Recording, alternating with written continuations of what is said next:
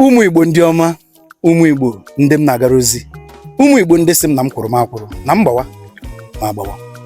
Ọ ezigbote nwanne unu nwoke wụ Chukwuemeka, onye Nwane TV nke na-ahụ maka Unify Igbos Now. Ana m agbasa ozi jiri Nwane TV platform na-agwa ụmụ Igbo for an all Igbo renaissance, ka ụmụ Igbo wee nata ụlọ, wee mara na igwe bụ ike, wee mara na a na-esi n'ụlọ wee mara mma pụwa ama.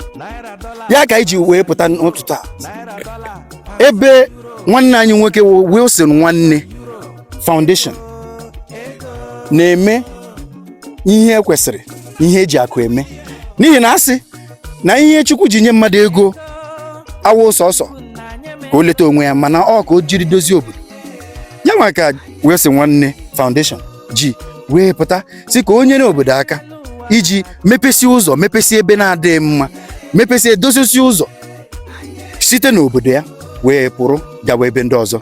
Ụmụ Igbo, ihe m ji na-ewetara unu ozi a nwoke a, ọ baa unu na ntị, baa unu n'isi, ịma na igwe bụ ike, ike ọha ọnụrụbe nwanne agbala ọsọ. Ọ ya wụ ihe ejirimara Igbo.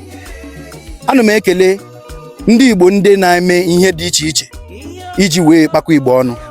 Ana m ekelekwe ndị Igbo ndị na-agba mbọ dị iche iche iji hụ na ịhụnanya dị n'ala Igbo.